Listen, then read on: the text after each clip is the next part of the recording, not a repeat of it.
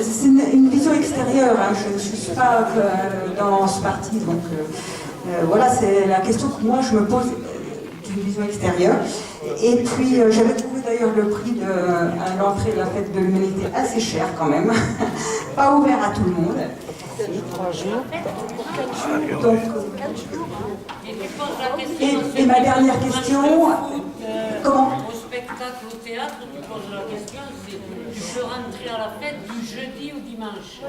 Oui, mais pour représenter des gens qui ont un faible pouvoir d'achat, moi je sais que quand je suis sortie, j'ai pu aller qu'une journée, j'ai donné mon accès. Hein. Mais ça a passé en je crois. C'est pas possible, il me semble. Mais bon, je trouve que 40 € ça fait beaucoup quand même. Hein. Bon, c'est tout. Et puis, 40 €. Une dernière question. J'ai entendu Pierre Laurent il y a 1 ou 2 ans parler de démocratie directe. J'aimerais savoir quelle est la position vis-à-vis de la démocratie directe au Parti communiste. Et ce serait peut-être un moyen de trouver un programme commun sur une liste commune, c'est-à-dire de faire participer tous les adhérents de chacun des partis de gauche à la co-rédaction d'un programme commun. Et ce serait un moyen d'associer déjà les adhérents de chaque parti et puis l'adhésion à une liste commune, peut-être. C'est une piste de réflexion. C'est pas nous qui l'avons quitté. Vous êtes de Génération? Oui. Ah, mais moi, je n'étais pas habitué de la part de Génération d'avoir ce ton et ces questions, mais je vais répondre à chacune de vos questions. La Génération non plus, on n'est pas habitué.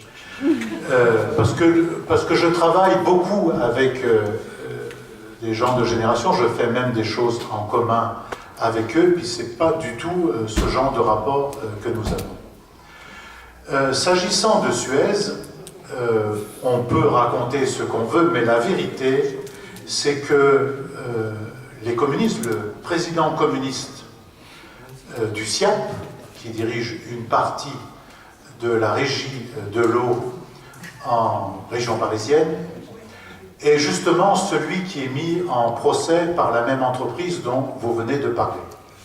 Secondement, il n'y a pas de stand de Suez à la Fête de l'Humanité, il y a un stand de Suez dans un autre lieu qui n'est pas la Fête de l'Humanité, qui s'appelle l'Espace Collectivité, et qui est une espèce de petit équivalent de salon des maires ou de salon de l'économie qui se tient à quelques encablures de là, mais qui n'est pas dans la Fête de l'Humanité. Par contre, si Suez veut communiquer à la Fête de l'Humanité et dans les pages de l'Humanité, nous l'accepterons volontiers. Je vais vous dire pourquoi. Parce que quand on achète son eau traitée chez M. Suez, qu'on lise l'Humanité, qu'on regarde TF1, qu'on lise Le Figaro ou autre chose, on paye la part de publicité dans son litre d'eau que M. Suez utilise pour vendre son eau. Et ceci est valable pareil pour M. Yaourt ou comme M. Total, autant de gens qui refusent aujourd'hui de faire de la communication publicitaire dans l'Humanité par discrimination parce qu'ils veulent nous tordre le cou. Donc, moi, je raisonne à l'envers de vous. Moi, je dis qu'un lecteur de l'Humanité ou quelqu'un qui vient à la Fête de l'Humanité a autant le droit à la communication publicitaire de Suez que celui qui va à Solidays, au Festival des Vieilles Charrues à Carhaix, ou qui regarde TF1. Enfin, la municipalité de Saint-Denis ne refuse pas les panneaux photovoltaïques. La municipalité de Saint-Denis est engagée dans un programme de biodiversité, d'utilisation, de projets écologiques extrêmement importants et n'a rien à voir avec ce refus-là. J'ai même moi une expérience personnelle. Dans mon petit village en Bretagne où je vais de temps en temps, dont le maire n'est pas communiste, il est plutôt proche de M. Bayrou, mais qui à chaque fois que je vais là-bas et que voit ma voiture sur le bord de la route, se précipite chez moi pour parler avec moi de l'actualité politique, c'est bien normal, mais surtout pour me demander parfois qu'est-ce qu'on peut voter au conseil municipal.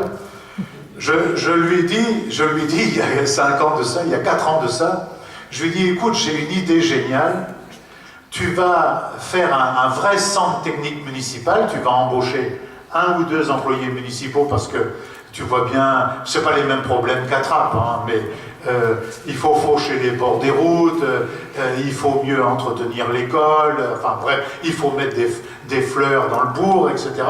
Tu vas embaucher 1 employé communal de plus, et on va faire le centre technique municipal, on va le déplacer, et tu vas couvrir le centre technique municipal de panneaux photovoltaïques. Et nous avons un centre technique municipal maintenant qui fonctionne depuis 3 ans dans le centre Bretagne. Je peux vous le faire visiter quand vous voulez, je vous y accueillerai. Pas avec la même acrimonie dont vous venez de me parler. Et je vous ferai visiter cette chose incroyable et qui permet quasiment désormais de faire le budget communal, et on pourra bientôt supprimer les impôts locaux dans la commune, ce que je ne conseille pas au maire. Mais je lui ai dit, tu vois, et on a effectivement embauché 2 employés communaux, nous avons 2 tracteurs supplémentaires, nous entretenons bien la ville, seulement on a même réussi à faire venir, c'est pas très économiquement et écologiquement rentable, mais j'ai réussi à faire implanter dans cette petite commune de 800 habitants une usine avec maintenant, je crois, 35 salariés. Nous traitons du poisson qui vient de Brest. Ne dites pas que c'est un grand haut fait d'armes, c'est bon pour l'emploi, mais je ne pense pas que ce soit bon ni pour l'économie, ni pour l'écologie. Ceci dit, on a au moins ce mérite-là. Et donc, nous ne sommes pas réfractaires, comme vous dites, à cela. Quant à l'entrée à la fête de l'humanité, le bon de soutien qui est déjà en vente pour la prochaine fête, il est de 26 €, je vous y invite, mais je vous informe qu'il n'y a pas d'événement dans le monde, comme celui-là, parce que nous recevons à la fête de l'humanité 110 représentations de pays, d'à peu près 100 ou 102 pays. Tout le monde, même les Chinois, c'est peu vous dire, qui ont quand même une vue un peu autre que la mienne des grandeurs et des niveaux de population, ils sont à la fois ébahis quand ils rentrent dans cette fête. Donc c'est le seul événement mondial de ce type à ce prix-là. Mais en plus, je vais vous dire une chose, madame, quand on a fini la fête, écoutez-moi bien, quand nous avons fini la fête, il reste à la charge de l'humanité 500 000 €. Et ces 500 000 €, nous les payons comment? Nous les payons en non-remplacement de départ en retraite. Nous les payons en moindre frais de reportage, donc en diminution, pour une part de la qualité éditoriale de nos journaux. Nous les payons en difficulté d'investissement, parce que j'ai besoin en ce moment même de 2 millions d'euros, et on me menace du tribunal de commerce d'ici le 1er juillet si je ne règle pas ce problème. Et donc mes nuits sont sans doute plus blanches que les vôtres, et malheureusement, ce prix-là d'entrée et le fait qu'il n'y ait pas suffisamment de recettes publicitaires à la fête met l'humanité dans des difficultés et qui me gâche une partie de la fin de ma jeunesse.